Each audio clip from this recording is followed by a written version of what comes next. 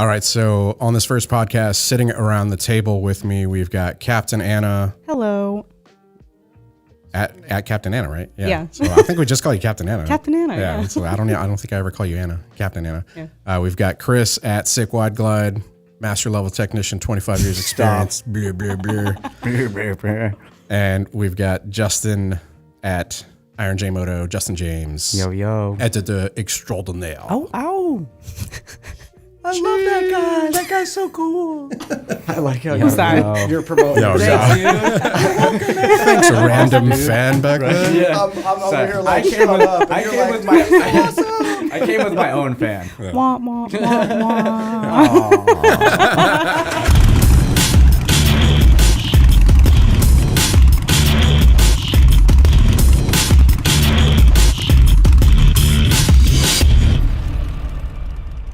All right, what's up, guys? Welcome to the Blockhead Podcast. I don't know how much of the cutting up is going to make it into the intro there, but it's pretty much rolling super easy right off the bat. So this is our first time putting our little podcast room with our podcast set up to the test. Good job to both of you guys. You drank away from. I saw that too at the same time. Oh man, we know what we're That's doing. tandem right We there. know what we're doing around here. Yeah. This ain't our first Seasoned podcast. professionals. Podcast rodeo. right? Hey, I'm the guy going. I know. I didn't want that out here. I was like, All right, so if you guys don't follow the channel, if you're coming across this podcast without knowing about the channel, I would assume most of you guys know about the Blockhead Moto channel, the Blockhead Garage, everything that we're doing here with in motorsports, motorcycles, all that stuff. So we decided to start a podcast because we've gotten a ton of requests for it. And the cool thing about podcasts is that it's longer media. Like we can sit down and we can have like longer conversations versus, you know, putting stuff on YouTube. Usually we keep it between, I don't know, like right around 15 minutes, under 20, right around 20-ish maybe, depending on what the episode is. But the cool thing about this is we can sit down and we can have more long drawn out conversations. And if you guys want to listen to them while driving, if you need some entertainment, and, you know, we're going to be talking about whatever in motorsports, whatever, I don't know, hot subjects there are. It's just, I mean, pretty much we're just going to have some fun with it. Yeah, which is it's pretty fun. much Yeah, what I've done since like starting this whole damn thing. And so, you know, we're continuing on that thread. And let's be real. We made a really cool room. Yeah. Just for this. Exactly. Yeah, Right. It's all set up with the mics and the lights. Well, actually, we got to get some lighting in here We do. and some stuff hung on the walls. It's a little Hey, plain don't right have now. these. Don't be too picky A yet. disco ball. In time. Yeah. it's with the button. We're like, boop. Hey, that is way too accurate. You might get demonetized, bro. Right. It's gonna match. So in this first podcast, though, I did want to have everybody that makes this Blockhead thing possible, because it's incredibly important to me that you guys know who the people are that are associated with this. I started this thing like 5-6 years ago, messing around with a GoPro and a motorcycle helmet, and it's just absolutely grown to the level of us opening up our own custom speed shop. Met a lot of people along the way, many of who I consider family, and there was a point in which I realized it wasn't like, it was mostly my friends that came on board and made me realize that I can't do this on my own. And that's where we started bringing people on board. So in this first podcast, I basically wanted to bring everybody up to speed on what keeps this thing going. And I think credit is just very much deserved to these friends, family, that really believe in this thing and that have come on board. So the first person that came on board that was crazy enough to do that is Captain Anna. You guys, if you follow the videos at all, Let's go. I just remember the So there was a point in time where everything was just becoming incredibly overwhelming with correspondence and working with companies, and I was falling behind in so much stuff. If you guys aren't aware, like whenever you start a YouTube channel, like you wear every hat. You are the content creator, you are the editor, you are the marketing manager, videographer, you're the marketing manager. Yeah, you're the person that's in charge of the finances. You're like everything. You do everything, and so whenever like it starts to grow to a point, like you put energy in one place and like another place suffers And so I was realizing that like I was falling behind in some spots. And that's when Captain Anna and I had this conversation at Culver's and she was willing to come on board and help. And it was voluntary. It was like, hey, like she believed in this thing. So with introducing Captain Anna, I basically call her a Navy SEAL. She's the hero behind this whole thing. She doesn't get like a ton of recognition, but she keeps the wheels going. And without her, like none of this would be possible. She has done so much stuff in terms of the bureaucratic red tape, paperwork stuff that like is nails on a chalkboard for me. Yeah, fuck that. It would just never have been done, and we'd probably be like operating this garage illegally at this point. You're like, yeah, we're a motorcycle shop. No, we're just a bunch of friends wrenching. But yeah, for us to like be legitimate and all that stuff, Captain Anna has made that happen. So I'm just gonna hand it over to you, Anna, and if you want to talk about kind of like, I don't know, how you got involved in this whole thing, like how we met, get the viewers up to speed and like who you are and your background and all that stuff. Okay. Well, I'm Anna. Captain Wait, one more Anna. time. Children cheering noises. Right. So Block and I met like probably like 4 years ago now. Yeah, it's been I a don't while. even know anymore. Yeah. We used to live like in the same neighborhood, and then my husband and I were learning how to ride, and we like drove by his garage one time. I'm like, oh, motorcycles. And then that was actually how my husband Aaron came across the channel, was because he looks stuff up so much, when he's like interested in it, and that's just not me. But that's how he came to learn of Blockhead. And then we just, he was working in his garage one time. We like rolled up and met him. There's more to the story behind that. There's a whole video that explains this. Yeah, but that's a video, not the pod. For those people that don't know, Anna. This is me over here just literally trying to pull it. Like, come on, girl. Like, what's happening here? So before She's like, they "Just go check out the found video." it, Don't anyone else do this, okay? No, do not do this. So Don't just walk up on a grown man's house from the garage door. Well, he's working on his bike. No, brother. about to get shot. No. Just trying to like Yeah, be Anna discreet about this. Anna being a woman naturally has these like FBI skills like baked in. Listen, us women, we be out here knowing. Y'all be watching. So That's kind of creepy. yeah, don't ever think they're not paying attention. I know. I'm just saying. It's when you say it like that. Well, so she had said to Aaron that like, yeah, he always ends his videos like right around where we live. And then there was a video where we loaded Miss Block's Rebel into the back of my truck. So you saw my truck for the first time in a video. It was and like the back wheel. yeah. And it was like, a Tacoma. And so it was like, yeah, you Damn, said you'd you recognize were that in the FBI. parking lot. Holy Dude, she had like those little details, man. Yeah. Oh, my. Right? Got deep real fast. Okay. That's what I'm saying. And Hide your then, women, hide your husbands, Right. hide your children. and then, so I mean, that's just She out here basically how we suffering. confirmed, because like, had an inkling, and then confirmed that he lived in the same neighborhood. And then we met, became friends. So And- come on, tell What was I me, what supposed did to you do? Did you walk up on him and like, hey, so I see a video and it looks like your rear tire.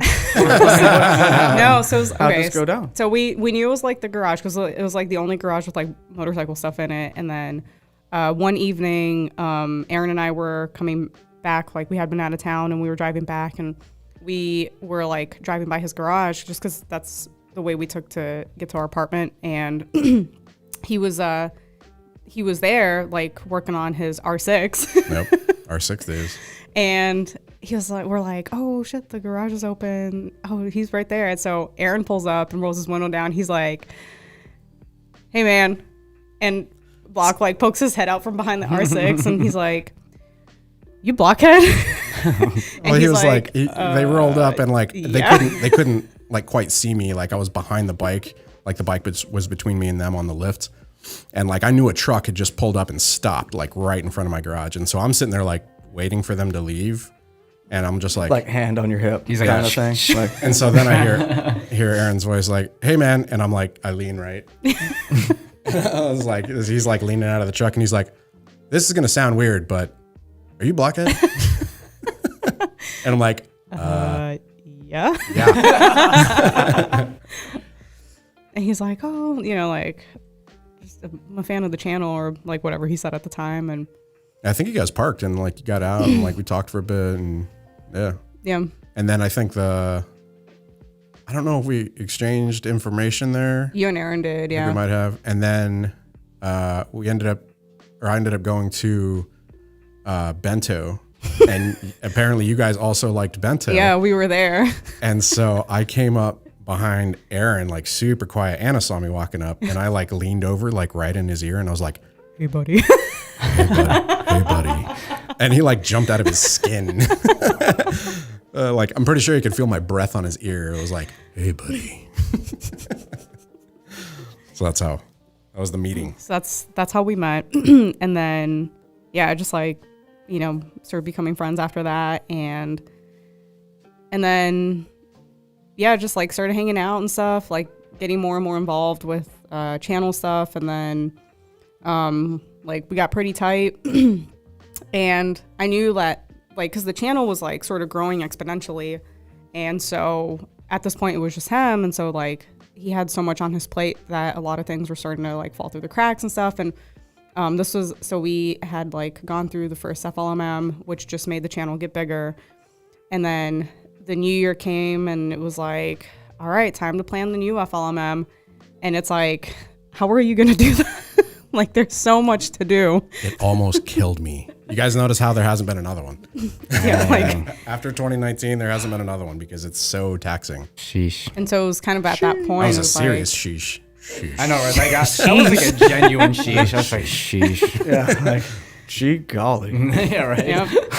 And then we talked, and it was like, look, man, like we're great friends, and I believe in your vision, and like I want to see you succeed, and whatever you need help with, like I'm happy to help.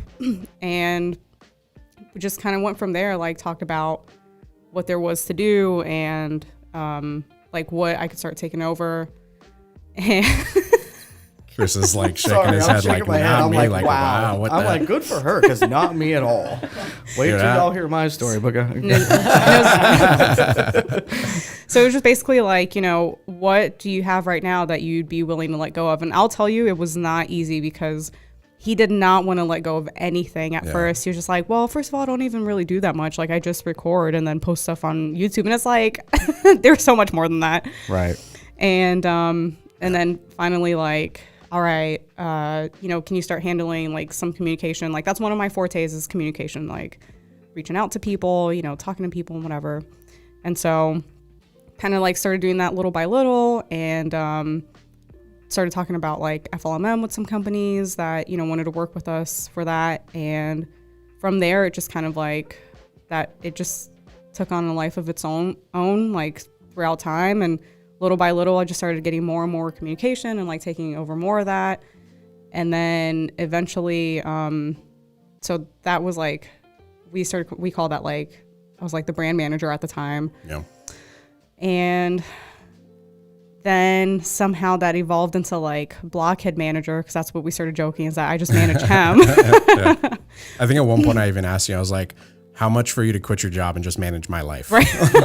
Like, and I was even like, oh, haha, why? What do you need help with? And he's like, no, I'm serious. Yeah, I'm not joking. And then, so it was a lot of like, like talking with brands and like seeing what kind of deals we could come up and like how we could evolve our partnerships, and then staying on top of him to like make sure that we would follow up on the stuff that we owed these brands. That's the hardest part of the job. We share that collectively. I constantly text. That's definitely the hardest part of the job. And Block, did you do this? Oh, shit. And sometimes I feel guilty, as I'm sure you do. But there has only been one time so far that there was like, I can't remember what it was, but I like kept asking him like, hey, did you do this? No. Hey, did you do this? No. Like every week in and week out. And one day I used his first and middle name, And he was like, oh God, it's serious Like, now. oh my lord. Oh shit, she's never done that. I'm like, I'm sorry, Mom. I'll get right on it.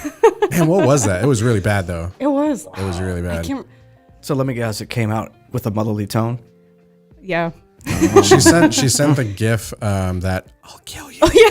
From The Office, you know? That's Michael Scott Michael whispering Scott. like, Oh man. Kill you. I'm gonna remember that and send the same one when I well then. It was a sponsor. It was like a sponsored video, like unboxing or something like that.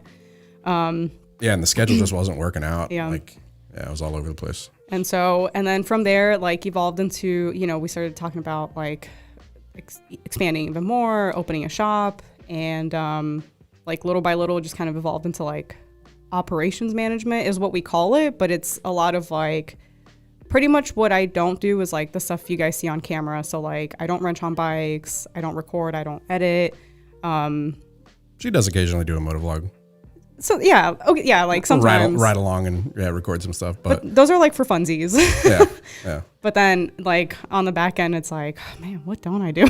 Yeah, seriously, like that's what I'm saying. Everything, like all of the paperwork, the registration with the county, like there is so much that goes into setting up a business that it's like, Yeah, it's a bitch, you guys. how do they expect people to like actually succeed at this? Like if you had one person like trying to like do all of it, it's just impossible. Yeah, That's like, it's tough. yeah, it's ridiculous. And then even afterwards, it's like you got places calling you. It's like, yeah, you got to fill out this form and you got to do this tax thing and you got to do that and you got to pay that tax upon that tax. That tax says tax. Wait, Tax I have to section. pay tax on the tax things that I tax. already bought and paid tax on? Anyways, yeah, we're can of worms. We're not going going to to go get down there.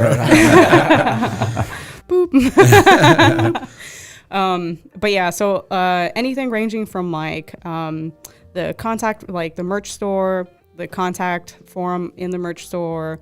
If you email the info@Blockhead Moto email, the Discord server, the website itself, like all of that. If you guys email those and you hear back from an Anna at BHM, that's me.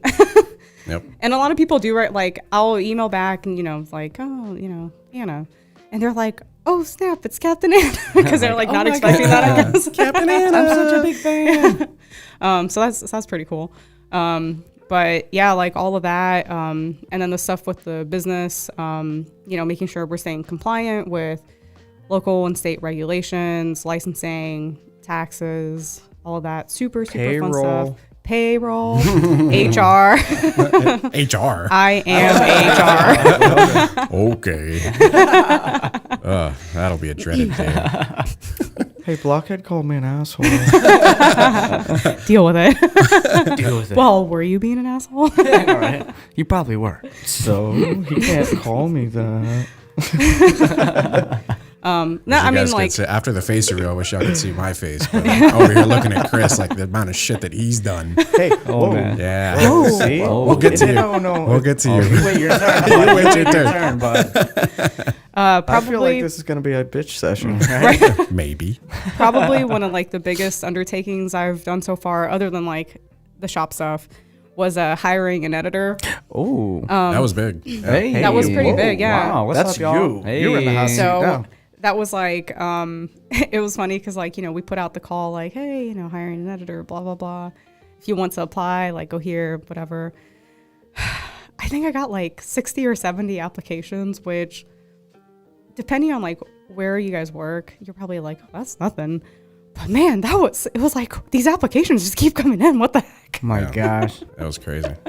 Wow. And so that was a lot of stuff to filter through. Dude, I will say though, like Anna is very big on organization. And so she had like a whole spreadsheet like that she custom made up for this. And it was like, she sent it to me. I was like, damn. Wow. Like, I'm impressed. I picked like the top, was it like top 10 or top 15? Yeah.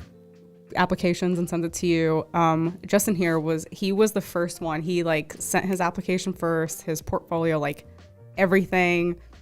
As soon as I responded, I'd get a reply back in like 30 seconds. Honestly, I have no life. I was just waiting for that moment.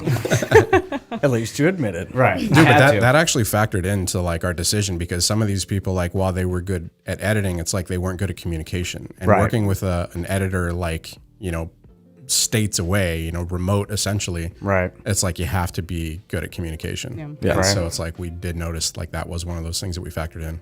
Yeah. And the funny part too was that like, so we had already previously connected on Instagram. On Instagram. And we actually like chatted back and forth a little bit during the application process, but like he had no idea that I was the one like going through the applications. Right. I didn't tell him. And so once I finally like emailed him and like told him like, hey, you know, you're like one of our finalists, he messaged me on Instagram. He was like, oh my God, I had no idea that was you. I can't wait. Oh my God. And I knew that we have talked previously, like through Instagram, like small talk. And obviously, I mean, I guess being a fan really of the channel, I kept it professional too. Cause I was like, I don't want to just be like, hey dude, tell Blockhead I applied. So, but it was good. No, it was cool. And so that was like a 25-minute recap of the things I do here. Big responsibilities. That's a lot. Dude, that's the whole purpose of the podcast, though. It's because, you know, people get to really see this stuff in depth. Yeah, that's kind of a glimpse into Captain Anna. Hey, you had 25 minutes to speak because you have the most to say. Do You I? probably have more than he has to say. You've Let's been be around honest. long enough, so I don't know yeah. about that. Yeah, I'm sure we can get stories out of him, but you hold it up. You hold it together. That sounded wrong, but you hold it together. You hold it up. Yeah. She keeps the wheels going. Justin. Right? Yeah, like I said, Anna is like the unsung hero of this whole thing. So you guys do us a favor. Be sure to drop a comment down below showing her some love. Go hit her up on Instagram at Captain Anna and thank her for keeping this whole thing afloat. We appreciate it. I appreciate it. Thank you, Anna. You're so awesome. I appreciate all the appreciating. I appreciate this appreciation. So following Captain Anna, the next person to get involved full time with this Blockhead Moto thing, and we saw a bottleneck as Anna was commenting there in editing. So for those of you that have ever tried your hand at a YouTube channel, you will know that the biggest time suck is editing. That's where most people fall off. So I get a lot of people that come up to me and they ask me, you know, what is your advice for running a YouTube channel, for having a successful YouTube channel? And my first response is always, you have to have a passion for whatever it is that you're creating, because nobody is going to make you do it. Like, you have to have, like, that passion is that fuel that is going to push you through those editing sessions that you don't want to be up like super late at night, but you have an enjoyment of sitting there and crunching out this thing that you're just like super stoked about, and you're excited about putting it out there for the world to see and to get feedback on. And so you have to have passion first and foremost. I have plenty of passion for this industry, but even with all that, there was still like a huge bottleneck with editing. It's like I would record a ton of content, but I wasn't able to sit down and edit it. I was working a full-time job for 4 years while doing this whole YouTube thing and, you know, growing it and shaping it up. And so one of the things that Anna and I had talked about was finding an editor. I had gone to Fiverr a couple times trying to find, just because that's like kind of the thing you do. It's like, oh, I need an editor, go to Fiverr. Right. And so I went through 2 editors. They only did like 2 videos each, and it just really wasn't up to my liking. And so it dawned on me, like any other time I've needed help with something, I've always gone to the community, right? So the Block fam. And so I was just like, you know what? Why don't I put out a thing that basically says like, hey, I need an editor, you know, to the community, and see like if there's anything that happens. And little did I know that we would get like 70 plus applications. Like, it was just nuts. So Surprise. Surprise. yeah, we didn't expect that at all. Surprise. Awesome to see it though. And I mean, we had people apply from all sorts of different styles of, you know, backgrounds within content creation, and All over the country, different countries too, like from Europe, Middle East. We had like someone from Brazil. Wow. yeah, we had people that were like Funny. applying that created like professional commercials for like Porsche and stuff. Like, it was nuts, man. It was just totally crazy. Someone who worked on like Harry Potter. Yeah. Jesus. But what's funny is that like you can You have are that. overqualified, sir. Like you can totally have somebody that has like a skill set that's crazy like that, but it's still not match. You Right. know? And so that's where Justin James came in, and he ended up making that qualification for the top, you know, 10 or whatever. And then I think we chose 2. We chose 2 editors, and Justin was one of them. And so he came on board and started like helping us to alleviate that editing bottleneck. And so from that first call with him, because like once we chose the editors and let them know, we're like, you know, hey, we want to schedule a call like just to like talk to you and get to know you and like, you know, officially meet. And like from that very first call, first of all, like he was just so excited to be here. But it was like, you know, like good vibes, like just you can like tell, you know, just from the start, like you speak like the same language, you're on the same wavelength, and it was very just like, oh, this, you know, this would be cool to see. It clicked. See it pan out. It was an immediate click. I mean, to be clear, I was a fan. So before all of this, I've been watching your channel, so I was genuinely a fan of both you guys. Well, so why don't you start there, and we'll hand it off to you. So how did you end up coming across the channel up to the point where like you put in an application to start editing and all that? Well, I watched the channel, so every time you put out a video, I'd watch it. I'm from the Midwest, so I remember tuning in for like 2 winters when like I couldn't ride, so like I would just be glued to your content. I saw the video where you needed an editor. You had mentioned it. And I wasn't going to do it, man. Like, I was like, man, this guy's probably going to have like hundreds and hundreds of applications. Luckily, my buddy Jared was like, I was telling him about it, and he's like, why would you not do it? Like, what do you got to lose? And he kind of gave me that little push of like, just do it. Like, whatever. If you don't get it, it doesn't change your life today. Thanks, Jared. Yeah. Shout out Jared. Shout out Jared. Yeah. Sheesh, Jared, let's go. And yeah, so then I did it, and then... yeah, and it kind of just started becoming a snowball effect where I put in my application, then there was like an editing round, and then I think that was it. I don't know if there was 2 editing rounds. I can't remember. It was well, so I think it was like submitting your portfolio was kind of the first one, and we checked out your stuff and liked it. And then it was, I sent everybody the same footage for a video that we were never going to release. Right. And it was like a mock test ride kind of thing, just to see how you would handle it. And, like I really caught on to yours because you paid attention to the small details. Right. That like, I mean, I've been editing for 5 years.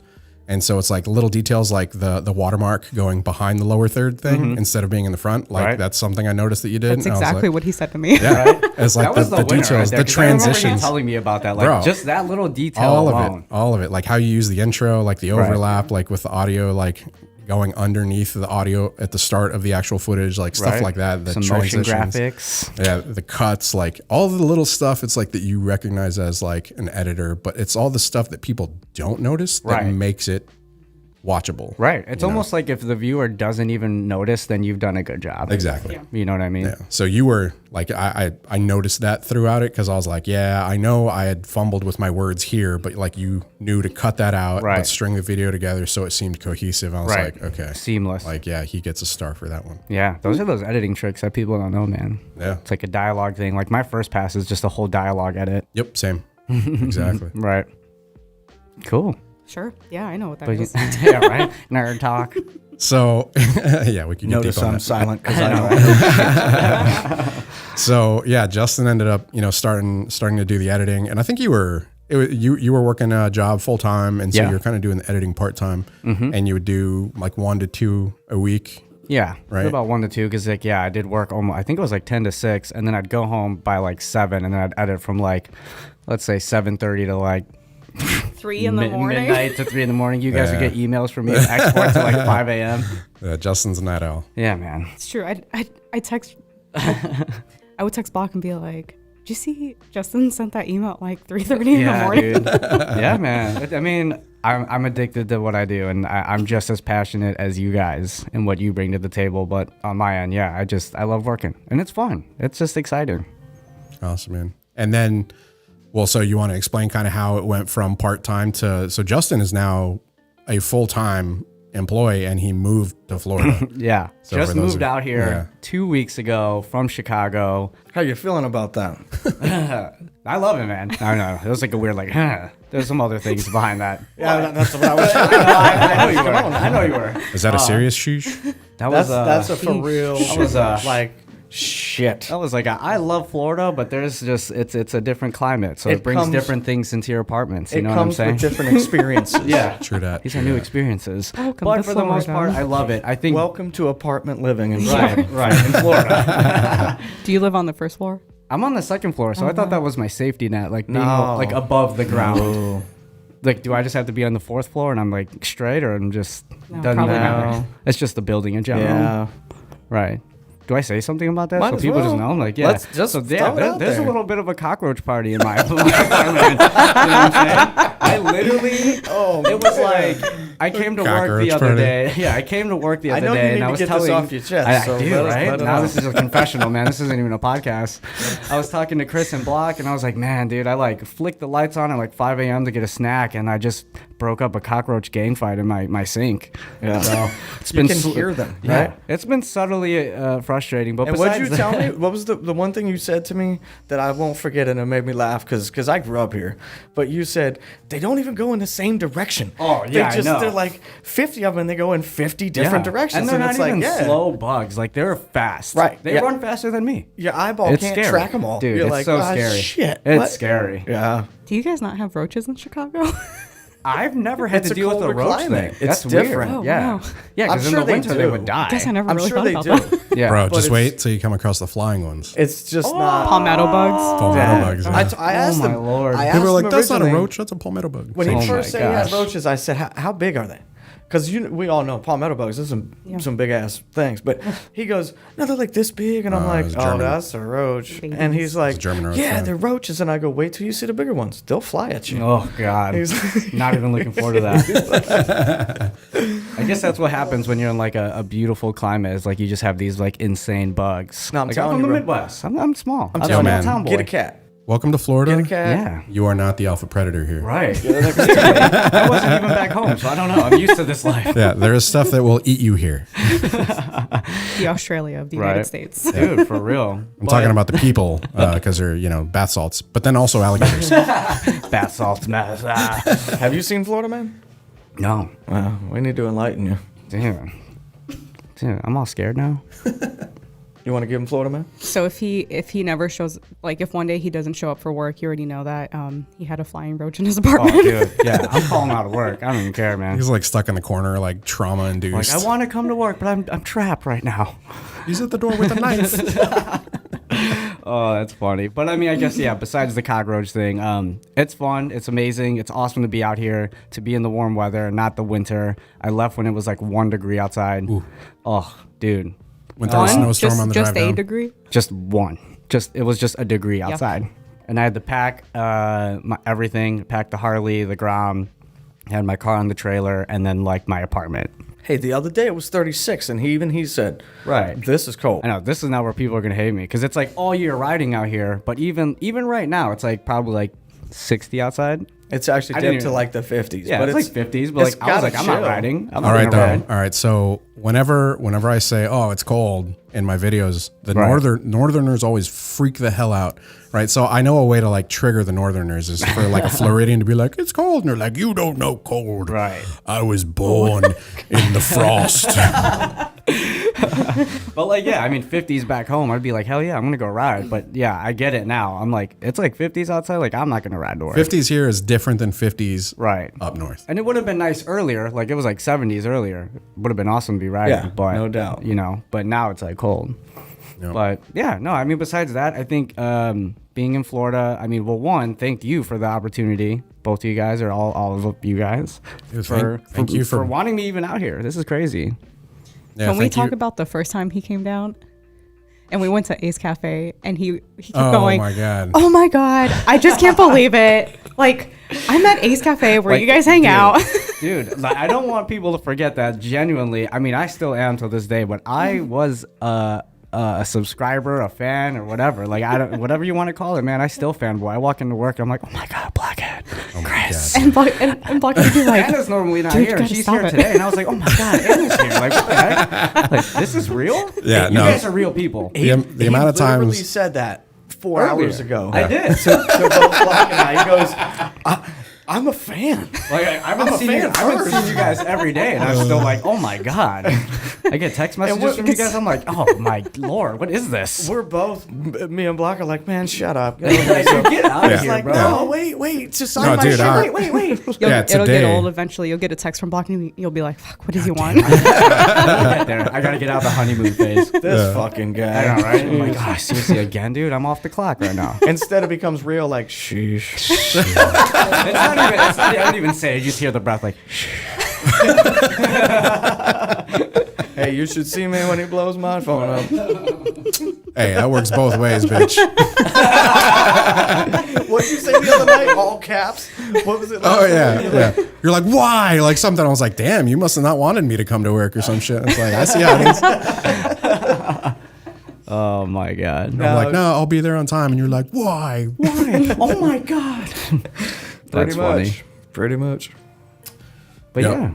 So you didn't. I don't think you explained your background. So you did have a background in Right. So audiovisual kind of. Well, interestingly enough, I went to college for audio technology. My background is audio engineering and producing audio. Notice Justin is at the board for the podcast right now. So. Wicka wicka.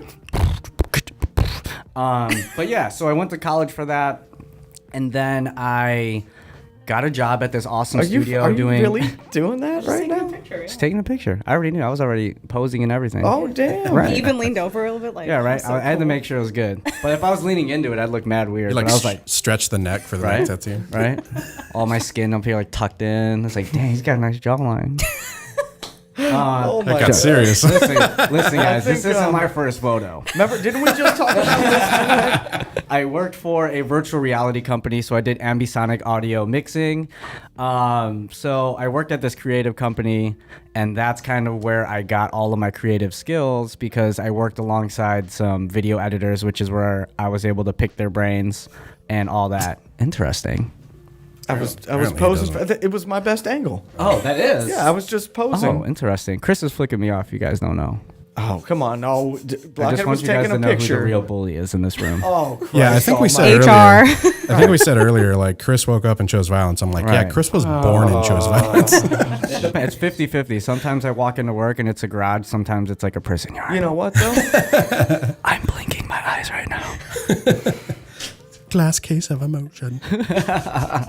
But yeah, I worked at a creative company, and that's where I kind of got all my creative skills with video editing and all that. And then COVID hit, and then that tech company went under. And then I started working at a motorcycle shop, and then working for you, doing freelance editing and stuff. Yeah, part time. Now here With- you are. with- Cool story, bro. with- Cool Now I'm story. here.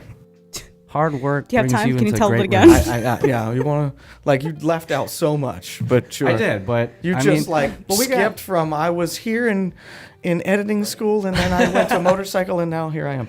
Like, what? Yeah. What happened? everything. Where you been? I've been around, man. What got you into motorcycles? I guess.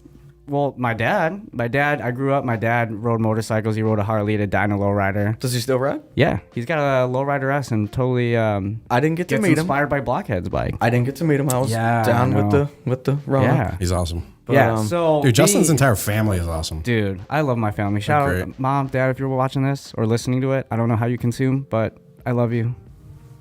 Right on. Thanks so much. Sheesh. Lovingly. Oh God, that's funny. But yeah, again, being a fan, my whole family is a fan. So when I was watching your stuff, I would literally be in my living room with my mom, my dad, and my brother. And you met all of them because they helped me move out here. Yeah. And so my dad was super geeked to be here. Like, Yeah, they showed up and we gave him a whole tour of the shop. And Justin had told me, he was like, yeah, me and my family sit around and like, well, you know, it's a Blockhead video and we'll like Right. sit You make together the and watch a popcorn video. I'm and like, what the stuff. hell? Awesome. well, we're Asian, so we were like eating rice and stuff. They're like, oh, Mom, 2 bowls rice. Blockhead on now. Sorry, I'm Asian, guys, so it's cool. Sushi? Fish in there at the same time? Oh, that's funny. But no, I love my parents, man. My family's awesome. I think. But yeah, I mean, we were all fans. We did it as a family. This is a family channel. That's super cool to hear. Yeah. It's just, seems weird, but it's Right for you, I you know, bet. for me. But yeah, that's awesome, man. And I think we were talking about it too, because it's not the first time I've heard of it where like, you know, a dad and like his little girl or their little boy or, you know, Right. will sit down and watch like videos together. So it's really neat. Chris has been a challenge in editing for those children, but you know. You're an ass. Click the bitch. Ride safe, stay vigilant. So kind- I give up. I'm So out. to like, you know, what Justin was saying, he got into bikes because of his dad, and Yeah. this is like a family thing. Like, Like, so I kind of want to shout out my dad too, because Hey. I got into bikes because of him. He used to ride when I was just a kid. And like my earliest memory is of us slipping and falling. Oh my. Nice. We weren't going very fast. Nothing happened. Like, we just got right back up and, you know, got back on the bike. And I thought, like, yeah, I definitely want to do this, you know, slip and fall. And you did. When I grew up. And Thanks, I did. Cranes. And look at where you are now. Yeah. And then also just like when I finally did start learning how to ride, our family friend Ron lended us his bike to learn how to ride on. They took us to a parking lot. Him and my late father-in-law, rest in peace, Brian, took us to a parking lot and like showed us how to, like, you know, change gears and get going. And so it's like, and they, you know, my father-in-law watched the channel when he was alive, and like Ron will watch the channel, and like, you know, his bike is here to get worked on. And so Stage 2, baby. Hey. yeah, it's like, you know, my dad watches, not frequently, but like when I send him videos and stuff, and it's Right. just like, it totally is like a family thing. Yeah. It is. I kind of feel like your dad is like kind of like my dad. You know, like he like, I don't know, he'll do that like, I'm proud of you kind of thing. But like for me, and I'm like, Yeah. Oh yeah. thanks, man. Like, He I has really definitely said appreciate that. Like sometimes he'll be like, you know, hey, how's Blockhead doing? I'll be like, oh, he's good, you know.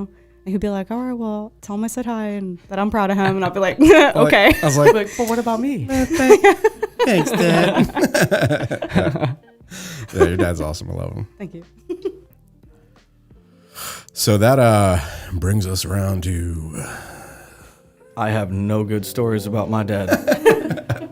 damn, well, why you got to segue straight into the dad? What an intro. I was going to say how you got into the, Yeah, well, I couldn't share that because I don't have that kind of family. But I we're think your that's, family, bro. I think that's portrayed in videos, and y'all bitch about how I am, but it is what it is. anyways, calm down. See, you guys say I push Chris's buttons, but what I do is I bring him back. Like, that's me grabbing and bringing him back from the brink. Bullshit. Dude, So you this did is some the guy shit the that other day. pushes you over the edge. That's a grabs lot. your shirt and goes, I'm going to save you. Oh. Wait a minute. That makes hold on. sense. That sounds right.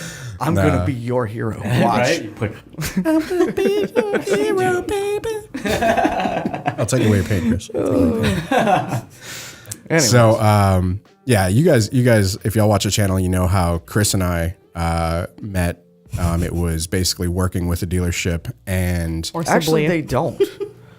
I mean, I kind of really want to hear him say his side, and I'll say my side of how we met. Well, this is a whole different. Oh, okay. okay. No, this So, is how we met. This is his world met my world. yeah. And where I was and where he was. So go So ahead. basically, in the evolution of Blockhead, one of the things that I started getting heavier into was building, modifying bikes, and me realizing my own weaknesses. Like, I'm not just going to tear apart an engine, and so it's like I knew that I had to basically like find somebody that had that knowledge. And whenever Harley-Davidson announced the 131, I was like, yeah, like it would be great to be able to like learn how to do that and see what kind of power it gets. I knew it would be a hit on the channel because, the Softail Lowrider S and people really loving that bike. They really love the Dyna Lowrider. And so I was in speaks with the dealership with George and marketing, and we were basically doing test ride videos, which, you guys always love. And what ended up happening was while I was there doing like a test ride, I think it was for the Livewire, right? Livewire. Yeah. So And yeah. so like I basically went out, rode the Livewire. I was like, damn, this bike is crazy. And then they had just installed a 131 on a road glide. If you recall, I'm the one that threw that idea at you. Yeah. 'Cause Chris we- came over and he was like, I said, let's pair them up. yeah. And- Well, so George came over and he was like, yeah, we actually just did a 131. Do you want to ride that too? And I'm like, hell yeah. Yeah. Right. Like, I'm not going to say no to riding this The new new bike. 131. See, I'm already interjecting, but you went for the ride and came back. Yeah, and so I that's- rode the road glide. I passed a cop like within my first 5 minutes, and then I got And stopped it's by on footage. That video exists. and then I got stopped by a train, and I was like, maybe this is fate telling me to slow the hell down. And so did that ride, came back. I was giggling the whole time. I'm pretty confident most of the comments were like, it's a good bike whenever like the person recording the video is just laughing the entire time. So I was legit giggling like a schoolgirl the entire time. And I was like, I apologize for it even. And then we get back and Chris comes up and he was like, I think the 131 is faster than the Livewire. And I'm like, no.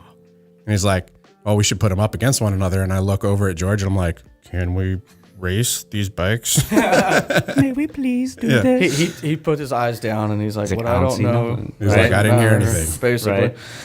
But let me chime in here with that because it was his excitement that got me. As you guys know, I'm pretty standoffish. It's my self-preservation. I didn't see that. I'm so outgoing. Only for 2 weeks, bro. But anyways, I'm not always reserved, but I'm definitely standoffish. Anyways, he comes back and he is legit like a little schoolgirl, and it made me inside like feel like, damn, this guy, like, I want to talk to him. Him acting like a little schoolgirl. I got an idea. Right? Awesome. Wow. No, I'm just kidding. I'm kidding. Like, totally take shit out of context and put your own I'm statement so there. I'm sorry. But We'll sure, learn. But go ahead. for you, gay for the steak, yeah. All right.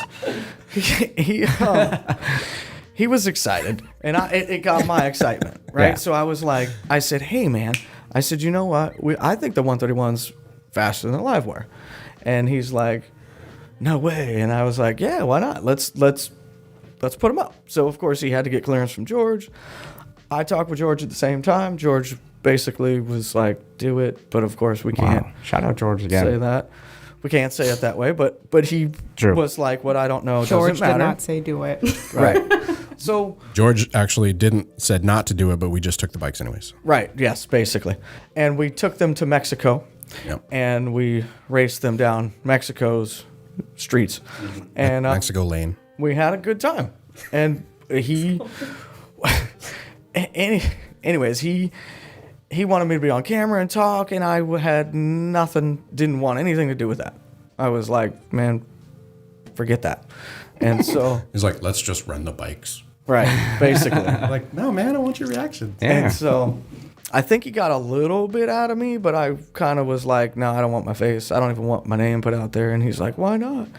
And at that time in my life, I was in a mental place of like, I was mad at the world. I was in the process of going through legal things with my ex to get my daughter, and there was some extenuating circumstances to, I just didn't want Your business out there. basically. And I didn't feel like I wanted the spotlight of anything on me. I was trying to live my life quietly. I definitely didn't want to be seen as someone racing motorcycles and not fit to have their child or whatever. So I just had all these negative things. Anyways, he was cool with that. He didn't fully understand because he didn't have that life experience. Dude, I don't to show come my from. face. I fully understand. I didn't care at all. No, but all the other crap I was going through in that moment. Yeah, I don't think I heard about any of that. You were just like, oh yeah, like I just would prefer not to show my face. Yeah. Like, okay. All right, Cool. yeah, maybe. Yeah, I probably didn't tell you that, but that's where I was mentally, and so, like I said, he was very respectful of it. So he put out the first video, and then, this is where it gets a little. I feel like we went through a little bit of time, maybe a month and a half, of no communication. I was working, you were doing your thing, and then somehow, maybe George wanted to do something else with another model coming out with you. I think the next time that we had talked after that was, Well, it was actually the Lowrider S wasn't out yet. oh, that's You right. still Yeah. had your So Dyna. Anna, you and I went up there and we did test rides. Right. Yeah. And So I didn't like it. that's- I didn't like the soft tail Rider S at the time. That's when we met The again. ergonomics were meh. Stock, the ergonomics are meh on that bike. So that's when we met again, was the Lowrider S. And he ultimately bought it elsewhere, which is fine. But We just had to put that little Just sneak, had to, yeah. sneak one under the rug there. that's that little saying. stunner Yeah, jab. right? Just saying, he didn't buy it from us, but Man, yeah. fuck It's this that guy. little stinger, like. But anyways, Well, elsewhere gave me a better Low blow price. there. so it doesn't. That's all water under the bridge. But anyways, Is it though? I didn't even know this was a thing. Right? Jeez. We have some other things to address here. Right? Holy shit. Welcome to Blockhead's counseling session. So that's ultimately what brought us together for the second time. And at that point, I was joking with him, but I meant it at the same time because I knew what I could do. I said, dude, let's put the 131 in the Lowrider S. And of course, at the time, Harley didn't have it out for a Softail. As any of you out there that don't know, it's all the same parts. The only thing different about it is the tune. But at that moment in time, they couldn't get it EPA approved. Therefore, they couldn't approve a street legal kit. That's why there wasn't one available for quite a while. They had to go through the process to get them pass emissions and be able to offer it legally. Anyhow, so I said to him, I said, let's put the 131 in your lowrider. And he instantly latched on. I said, shit, yeah. Like, yeah, dude, I was like, will it fit? I've heard about clearance issues. And he's like, no, it'll fit. I'm like, let's do it. I go, there's no such thing as clearance issues. The only issue is the tune. So you were you working with Thundermax, or did you just get that from? No, so we had talked about basically putting the 131 in the Softail, and Harley had only made it for the touring at the time. This was like This was a full year before they came out with the kit. For the Softail, we were going to do it. And so one of the things that we were addressing that we knew we were going to have to work around was the tune. And so you were like, get a Thundermax tuner. Or the Power Vision. Yeah. And so I was like, okay, cool. Yeah. At the time, I don't believe Power Vision was supporting your Softail. No, that's wrong. There was something about it that we went with. But there was something maybe it was just for ease, for auto tuning, or so I bought the Thundermax, I bought the cam plate, chest kit, SNS stuff. He started buying everything to build. And we were ready to go. And the last thing that I needed was the actual 131 from Harley. And the idea got canned by management because if we had done it, and I can totally understand it from a dealership perspective. So if we basically take this engine that's not approved by Harley-Davidson for a Softail, and we put it in a Softail and people see that it works, like people are going to be banging down those doors. But that was the point. Exactly. We wanted to be the first. To make money. Yeah, we wanted show to be you the it first. can be done. But that didn't fit with their business model, which in a way is ultimately how we ended up here now. Right. But going back, freedom. We can do whatever the fuck we want here. it was an issue at that moment in time. So we agreed to shelve that idea until we could. And what did we do? Did we decide to just quietly do our own thing, basically? So because we kind of forced it. I mean, that's just the real. Well, we got the 131. Actually, we ended up getting the 131 before Harley-Davidson had even released a tune, right? Right. And so that's what I was saying. Yeah, we were doing the Thundermax, and then it was just kind of like, okay, well, we got it almost 2 months before the tune was, or it was about a month and a half, like I think it was around about 5, 6 weeks before the tune was available. So it was just kind of like, all right, we got the bike, we got the engine in, everything's installed, like it needs to be able to run. So we put the Thundermax on it, and then basically started making content, 131, Softail, blah, blah, blah, dyno numbers, showing people numbers. And after that, it was just kind of like, well, okay, what do we do now? And it's like, well, how much can we get out of this thing? Like, can we break it? And so we just run this to the ground. Yeah, like it pretty much, that's how it started. And it's like, well, okay, well, what's next? Like, what do we do next? Like we figured out with just the 131 that we had to install, better clutch plates because the clutch was slipping, right, and like hard pulls. And so we did the and clutch not plates. Horribly, but a dyno would show it. Yeah, a dyno's you gonna didn't show necessarily feel it, at least not that extreme in that moment in time. Right. But the dyno is extremely sensitive, so it'll show variations. Shows everything. There it does. No lies with the dyno. Wow. Even if your tire is like feathered, it will show that in your motorcycle polygraph. Yeah, basically. for real. Basically. Right. Well, wow. So yeah, we ended up throwing on the dyno, threw a better clutch in there, did another run, got some power numbers, and then it was pretty much like, okay, well, what's next? What are we doing next? I think it was like cam after that, and then we decided it just kind of grew. And, yeah. I like, without us even knowing. Super organic. But It was very that's the organic, best yeah. part. I think that's kind of how good friendships kind of start. You just don't even know. It's funny And because so- you guys are probably talking about this right now and just kind of like literally like reliving the moment. Like, oh Yeah. man. What's funny is like, Chris talks about being very standoffish and like incredibly standoffish. So in the beginning, Thanks. like he was, well, you were trying not a little bit, like Incredibly. incredibly, dude. Yeah, like so Emphasis for on really. for those of you that don't know, like, wall with fucking bars through it, and is that a lie? yeah. He had to take a bike that you You had to guys think built about it and for a just second. crash into it. Well, no, in That the, pause was damning. I can a still peephole. see who's on the other side. it's a Just- glory hole.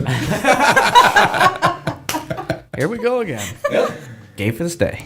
Jeez. So in the beginning, like whenever Chris and I started making these videos, it was funny because like working with a technician, like they're used to being in their own space a lot of time, and so I was basically like holding a camera over his shoulder, asking questions, and so it was a big change for him. And so I think before that even. Like your whole thing, like you asked me, we say like, you have the whole 20 questions game. Like Chris asked me 40 questions and it was like, Dude, I asked more questions than he did. yeah, Wow. his whole I thing was like, what do you want from me? what is your Like, it was intention like a- with this? Like, what is your, like a what is your messed up end goal? What is relationship. your, Yeah, exactly. Like he vetted me. He vetted the hell out of me. And it's funny cause like, I've got nothing to hide. And it's like, I'm just enthusiastic about motorcycles. And I told him that, and it's like, my, I don't know, main goal, like I'd like to have a shop one day. Like I think that'd be cool to be able to build custom bikes. And it was just like, shit, I'm just having fun with it till then, Right. It's like, or if it never happens, I'm still having fun with it. Like I don't really put like too many expectations out there. I just like to enjoy and share my enthusiasm for motorcycles. And I think you said you picked up on that. So like initially, whenever I came back from the test ride, but then also like, I know you were saying that you'd felt kind of like stagnant, and like seeing that excitement for it again, like kind of relit something in you were saying. Yeah, this was pre-COVID. BC. Yeah, PC times. this was pre-COVID. This was when the world was normal. Economy was good. I was making good money. I was kind of complacent. My service manager at the time was ultimately the operations manager of the dealership. And, we had what I thought was a good thing going. My immediate supervisor was a guy that used to be my service writer. I was in an odd place, but a place I thought I was going to be able to elevate, because I'm, quite frankly, I'm 25 now, almost 26 years, but after doing this for so long, you get tired of it. It's like anything else. Don't want to like ruin the romance for people, but when you do the same thing for a long time of your life, it gets redundant, and you want to eventually elevate. I would believe anybody'd want to. Yeah, you think what's next. Right. Yeah. Especially when you're raising your kids and you want to be an example for them and you want to elevate. And I don't know, just becoming a better father made me want to become a better role model at work, so to speak. I was the foreman at the time, but I didn't feel like I was doing my guys justice, if that makes sense. And things happened. COVID happened. Some people quit. All of a sudden, I became service manager. But I didn't want it the way that they wanted me to do it. Mm-hmm. So I found myself being resistant to their ideas, and they were somewhat resistant to mine. There was a brief moment where we both kind of... I had the freedom to manage the way I wanted, but I also wasn't able to do what I wanted because I still had to produce. So I was a working, boss. Yeah. So, which gained a lot of respect with the guys I worked with, and then I love them to death, man. And some of them are my best people and will always be.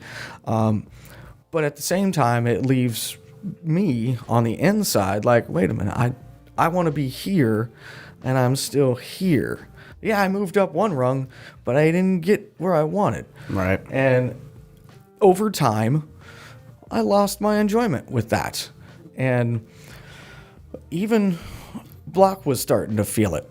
I think some of it was coming on him with the way the relationship was with Blockhead Media and dealership. So things, I'm going to keep that very PC here, but things just naturally grew apart. And I guess that's the way things work.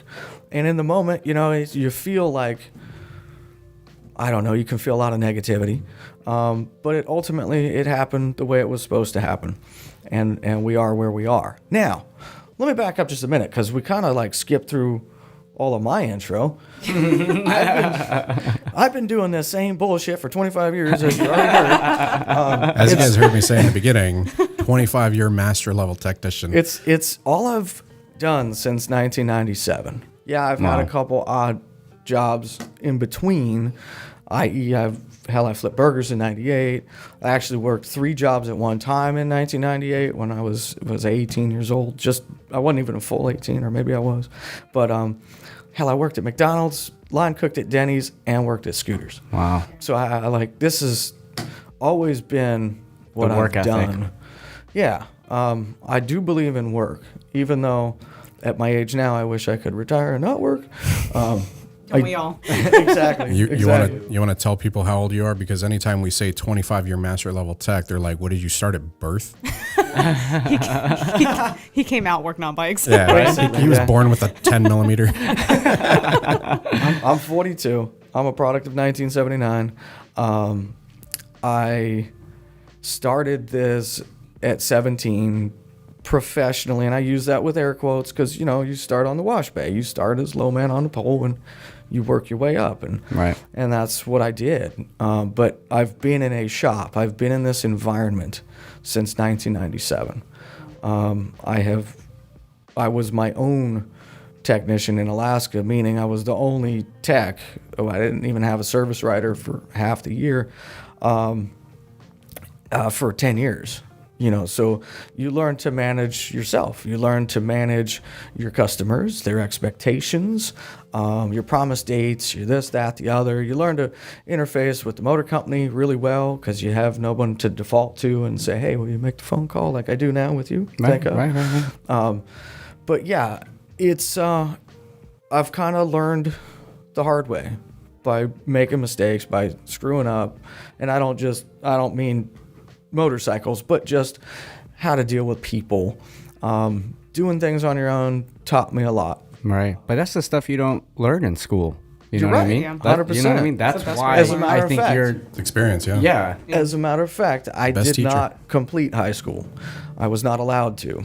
I was kicked out of the Florida public school system when I was Troubled my child. freshman This year. guy. Yeah, I had copious amounts of marijuana and they didn't like that. 1995, that was not the thing. Nothing's changed. Nothing's changed. But this was zero tolerance. This was a zero tolerance state, man. This was a big deal. That was a big deal back then. That's crazy. My mother, I went to court. I could have potentially gotten in trouble, but my mother, being my mother, she pled her case to the judge, and the judge gave me an option. And this sounds like what I heard from the old people when I was young, but he literally had an option. Either I go to jail till I'm 18, or I go to the Florida Sheriff's Boys Ranch and complete the program. So right.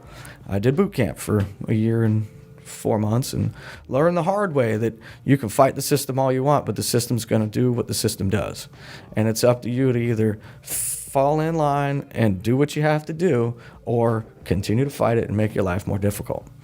So, as I said, I've kind of learned my ways the hard way all my life.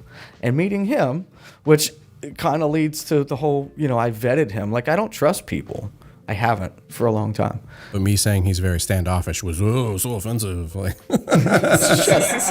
he just said he doesn't trust people. but this. I'm just being real. I'm being open with you, like, because a lot of people don't know, and you might see me on camera and think, man, that guy's mad all the time, and a lot of that's show, but a lot of that is true too. We do this in jest. This is our legit relationship. Right. It really is. Some days, Mom and Dad fight all the time. but it's not fighting because he's able to handle that. He doesn't take offense, and Right. and that's a rarity for me to find No. people that can handle my intensity without taking it personally. Because I'll call you on your bullshit. Dude, it's actually like in Seminole is the first time that I called you on your bullshit. And like you kind of one realize. time he goes, Oh, what'd you say? Get the dicks out of your ears or something? Yeah, I was like, you're not hearing what anybody's saying. You like pull the dicks out of your ears. Yeah, and I legit got mad, and I had a moment where I was like, I'm gonna punch you in the face. Like I balled my fist. Bring it. And I had to. Can we make stickers punch that you say back. that? Bring it. Yeah. I had the to dicks out step. of your ears. I had to step back. Now keep in mind, this was my environment. Right. I run this fucking show. Like that was my ego, anyways. Right, I'm right. there And working I'm with like, them, but I don't work for And you. you guys had just met, kind of a deal, No, right? we this knew is a each good other. ways Okay, into so it. we knew each other. Okay. And as a matter of fact, Danny was right there. Yep. And Danny, bless his fucking heart, that man moved away to Washington State to get as far away from me as he could. Not We miss you, Danny. Sorry, I Danny. missed the shit out of you, Danny. But if you do hear this, Danny, I hope you remember this moment. But when he said that, there was an interaction between you and me, and then Block got involved, said something, and then was it Anthony? Somebody else, whoever the other party was, someone else got involved. And before I knew it, I felt like everybody was attacking me. And Everybody was trying to help you, and you weren't hearing them. And I called you out for it. And I was in my fucking mood. So Yeah, and I called you out for it. so you know what? Nobody else would call you out because you were their boss, but you were not my boss. I didn't have to be there, and so it was just like, fuck this guy. He's being a dick. Hey, So I called you out. Yeah, kind of. Danny was really good at calling me out on shit, and I need that. I need that balance because I know I'm human. Dude, you were Good to know. You were Right? I was like, noted. Dude, you were fuming. Okay, so I remember exactly what it is. It was the rear hub. It was the hub on a freshly set of powder coated wheels, and a bearing like got stuck a bolt had broken. A bolt had broken as we were trying to seat it. It like cross threaded, and so it was like the last bolt on like a rotor. And like if you ruined it, like the entire wheel was done and would have to be like, you'd have to source a new wheel, send it for powder, Or drill it and out. You'd had been waiting like months and months for this thing to come back to complete this build. It was the Was Royale. it the blue and black It was one? the Royale. Was. Yeah. Yeah. Love that bike, by So the way. I was under a lot of pressure at that moment in time. There was a whole bunch of heat behind the scenes from management as far as my role and what we were doing with it. They had brought on someone new recently that I don't gel with at all. There was so much more that I don't even need to explain. So this bolt was just kind of the tip of the iceberg. But I Yeah. do kind of remember Every this. single other bolt was fine, and then it was like the last one, and it's like as you tightened it, it got tighter, and as you loosened it, it got tighter. Yeah, and it got was like, stuck. It straight It's up like got it's stuck. like there's Yeah. no winning with this. It's like you have to break it, and so we were And basically I didn't want sitting to break there. it. Like I didn't want to go through the process of having to drill Right. it out, tap it, whatever. So everybody's sitting around this wheel in the service department, and Chris is throwing a fucking fit, like just like not happy. And I understand, I Right, get right. it. I like it. That's frustrating. It's like, the whole saying, like you're one broken bolt from a 20-minute job becoming a 2-day ordeal. kind of Yes, thing, yes. And so that was it. The bolt was cross-threaded, and it was potentially going to destroy the hub, which was going to like prolong the whole project. And so Chris was like throwing tools and super mad, like just my gosh. spit coming out the mouth kind of thing, And so What does so Vinny say Danny to Conor McGregor walk? Oh, man. so Danny comes up and he's like, well, why don't we blah blah blah blah blah, and you're like, you just immediately like shit on it, like just yeah, like I probably did. stomp the idea. I'm sorry, And then Anthony Danny. came over and he was like, well, blah blah blah, and you were just like, no, I thought of that already. You were like, you fucking do it. And like nobody would do it. Nobody would touch anything. And like people would course come not. up and say something, and then they would just walk away. And I was like, so I came over and I was like, all right, well, what the hell's going on? Like, maybe I can like see some kind of something that somebody else couldn't, Right. and try to help. And I was like, okay, well, think of the situation like this. You can't go forward. You can't go back. And I was like, so you have to break it, And so like, it's one of those things where you have to like walk or go backwards in order to continue going forward. Right. And so it was like, there's no sense in prolonging it. Just do it and then make the best of it, And so it's like, Poetic. Man, this guy is inspiring. hey, hold on. Now, in all fairness, he's totally right. And I'm not going to say he's not. I just want to add that you guys you weren't in my head. You weren't in Right. my shoes. No, totally understand. At that moment in time. So it was, like I said, there were so many other things yeah, it's happening. a frustrating Right. situation. outside Beyond of just this. even that situation. Yeah. And So I come up and I say something, and he reacts to me the same way that he did to the rest of the guys. And I'm like, fuck this, I'm out. I start packing my shit, you know, like packing all my equipment because we were filming that day, doing something. Right. You know, like I think we are actually filming the build of that bike. Probably, right? yeah. And I was like, yeah, I don't have to sit here and take this shit. I was like, sorry for the rest of you guys, but like, Right. I'm getting the fuck out of here. And so he says something because like, you know, I was packing my stuff and I was leaving. Well, and you said some shit, and we had a back and forth for a moment. And so I was like, you're being I remember this part. I was like, Oh, man. I was like, you're being a fucking dick. And like, that's when you walked away. And then you came back and you're like, you didn't even say I was being a dick. You said I was being a fucking dick. And I'm like, yeah, because you're being a fucking dick. Ooh. And I was like, you're not hearing anybody. It's like you got dicks in your ears or something. And I was like, people are trying to help you and you're shitting all over them. As he's saying that, my fist was balled. And I'm like, my Lord. but Wow. I know he was right. So Right. you know, as just angry needed- and as in my own head as I may get at moments, if you're right, you're right. I can't. That's the problem. I got to stuff it, walk the fuck away, and shut Right. up. And it was just that moment where he was right, and I knew Danny was right, and I knew Anthony was. You know, everybody else was right. I just was in my own shit at He that just moment. needed somebody to call him on his bullshit. Nobody would do it. And it was me.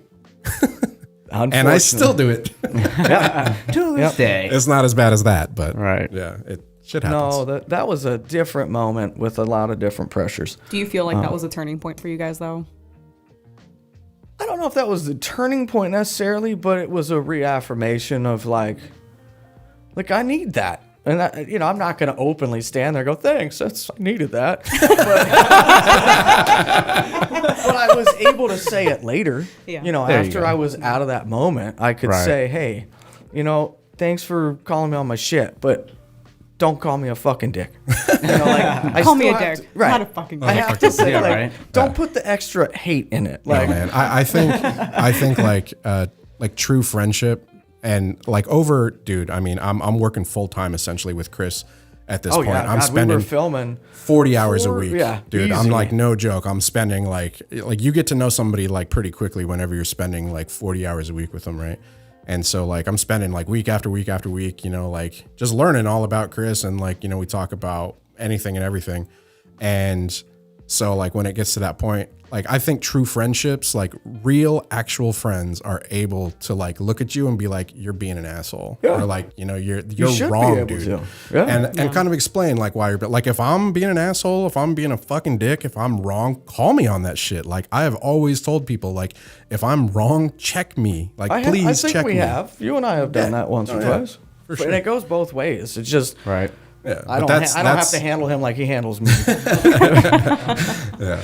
Wow. I think that's like actual friendship whenever you can like, you know, look somebody in the eye and be like, yo, like you're wrong, man. Like you need to like chill the fuck out. Right. Take a walk. You know, Agree. which I've said before, too. Agree. But yeah, it's kind of funny like how the relationship shaped up and like how it still currently is, because like Anna said, it's like mom and dad are fighting. And that's definitely not like Chris and I. I don't think we fight. It's just We like very rarely fight, actually. you have an opinion, I have an opinion, and then it's kind of like meeting somewhere in the middle after like discussing it. Right. Yeah. I do my best to keep myself in check. I'm hard on myself. That's the real. Incredibly. And I know I'm probably too hard. As a matter of fact, I heard from Melissa last night that I was too hard on myself about failing to get done the job yesterday. But I think that's because you care. I mean, right? It is, but Yeah. it's very mixed. So I'm a little bit different personality, and I'm sure there's plenty of people out there hearing this that are going to relate and go, oh, dude, I totally get you. But we don't talk. That's the thing. People like me don't talk about me or ourselves a lot. But I almost care too much. I care so much that I know I'll get hurt for showing that I care. So I keep myself guarded and I stay inside myself, because if I let you know I care, that gives you or you an opportunity to shit on me or exploit me. It's been done to me my entire life. So not trying to get too deep or real here, but that's what ultimately shapes my mentality. And it takes a special kind of person to understand that with me, like him, like Melissa, and you two will hopefully understand. Justin. Or you'll just fucking hate me and be like, that guy's a Justin, fucking good luck, asshole. bud. I know, right? I'm like here every day with him now. I'm like, oh Like, shit. oh, he's mad. Anna, can you come into the shop? I'm busy. Is Chris going to be there today? Right? Like, I'm scared. Just be like, he's welcome to the sitting shit there show. going, wait a minute, he's mad. I wonder what he cares about. You know what's today. funny is I don't think I'm like scared. I think it's just I like solutions. So like as you can tell, when we were kind of in that little heated moment, you know, I was just trying to step him, trying to make it easier for Oh, you. I know. Even But though you were, you don't need even though to. you were like, dude, nothing can make this easier. No. I was like, I just trying. gotta muddle Right. through it, Right, and I right. gotta get over that moment and make it happen. Right. The learning, the growing pains, the learning Yeah. part of the process. It's like Right. we're finding it. Like it's a brand new motorcycle shop. You know, it's like we're all wearing so many hats that like we haven't before, and you know, Right. Yeah. you guys came on board with knowing. You know, I mean, I wear a bunch of hats. Anna wears a bunch of hats. Told Chris, I'm like, you got to wear a bunch of hats. You're a carpenter for a good couple weeks there instead of a fucking mechanic. You know, Justin like handling many roles. Yeah, it's man. it's just one of those things. It's like we got to do it. And yeah, some stuff's gonna slip through the cracks, but at the end of the day, customer left happy. You know, Right. his bike was running well. You know, and Right. you know he's Well, and I think for like the integrity of our team too, like, it's kind of what you mentioned earlier. Like, you don't work with people who have egos. Nope. Like, everyone here at the table is humble. Right. Nobody is like too big headed to admit that they messed up, Right. because we are all learning. I mean, like, you've been a master level tech for a bajillion years, but like, I'm assuming like this is your first time having a hand in running your own shop, you know? So it's like, Yeah, I liken this to KPHD. The difference is, we I started still- from an unpainted concrete slab. yeah, we did, and the amount of, I hate to say it, but we get more attention in business here than we did at Kenai Harley, which is kind of Power of marketing, funny. man. It is, but even there, you had to, you were here on the chain, right? So I was service manager, technician, foreman, service writer. I was all of it. The entire service department was me, and then I had my GM, and then from that point I had HR, and then our owner. You know, and so you had these roles, and then you had other departments with other equal individuals, and we don't have that. we are that. Right, exactly. Right. And so that extra little bit of deflection, if you ever need it, or that little bit of help or support, just doesn't exist.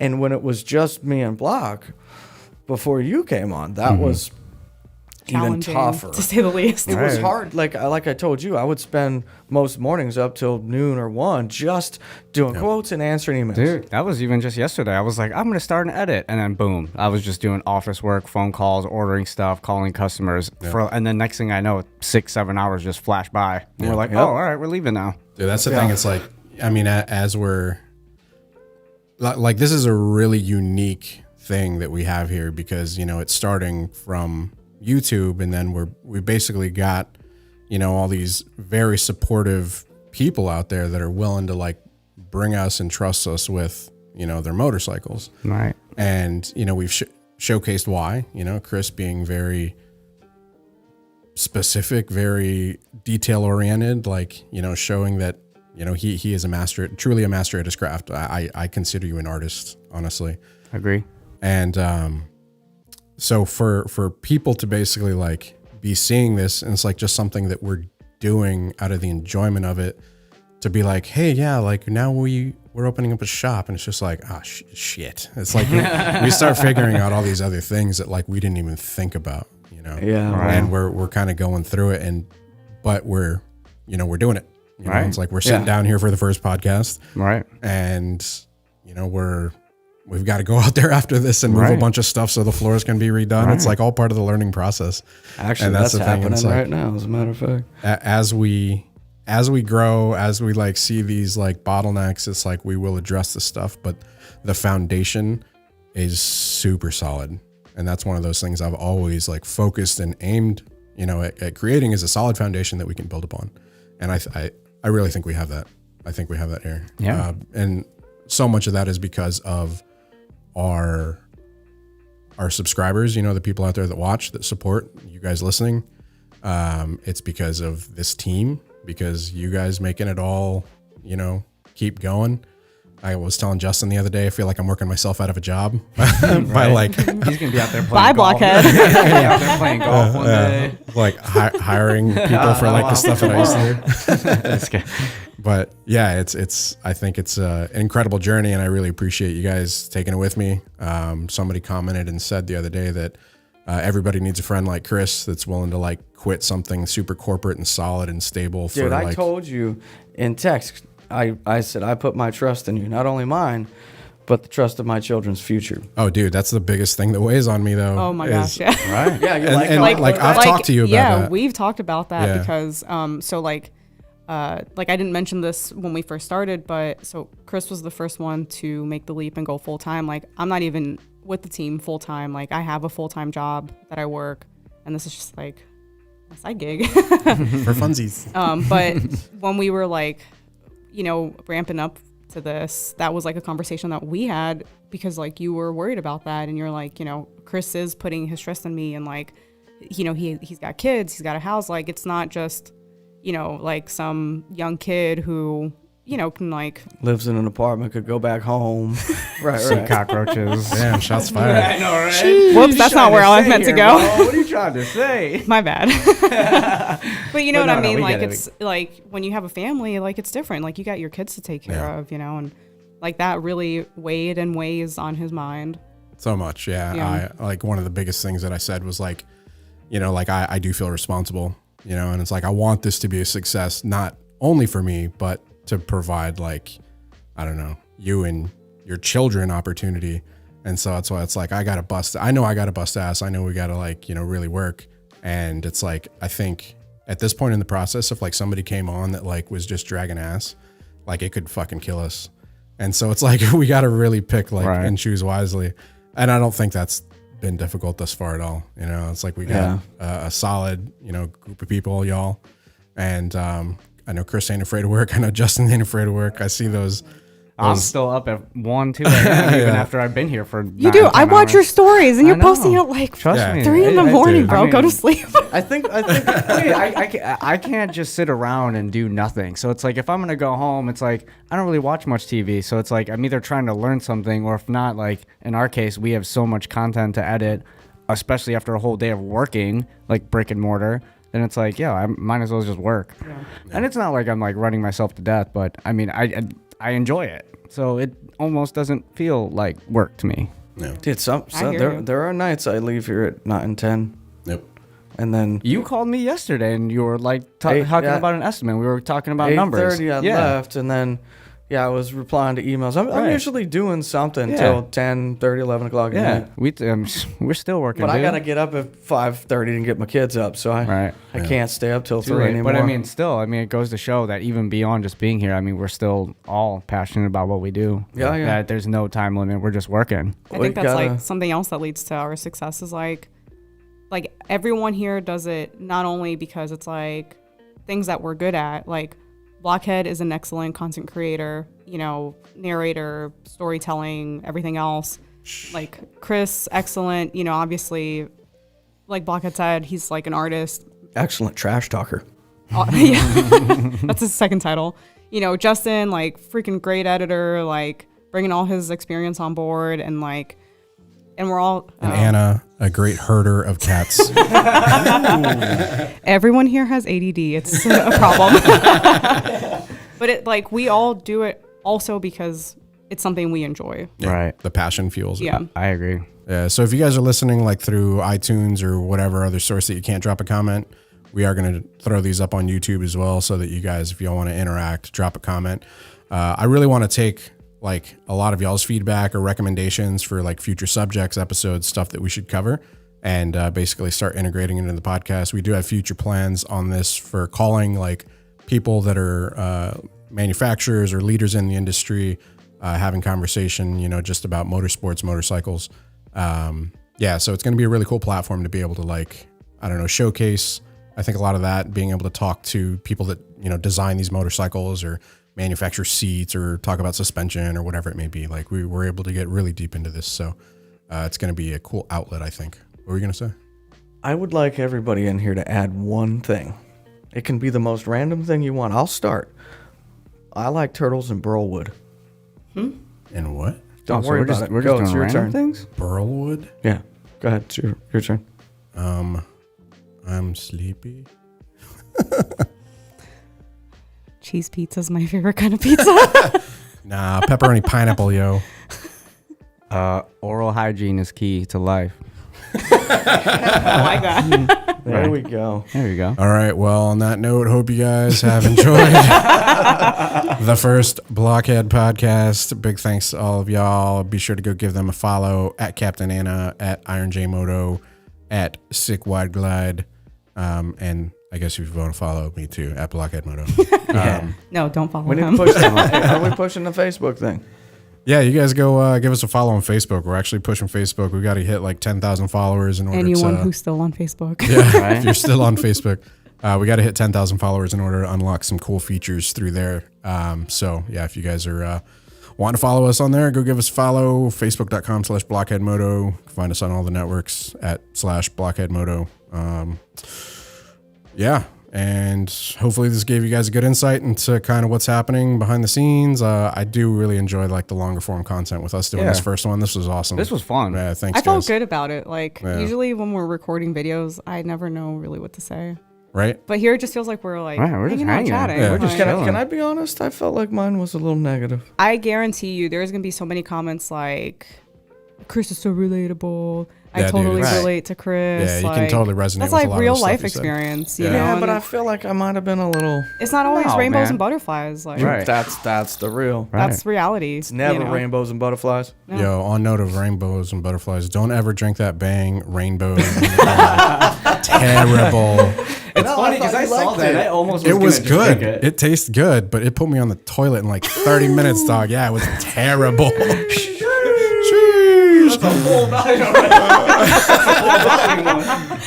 All right. Hope you guys have enjoyed Blockhead Podcast 1. We'll catch y'all on the next one. Later. Deuces.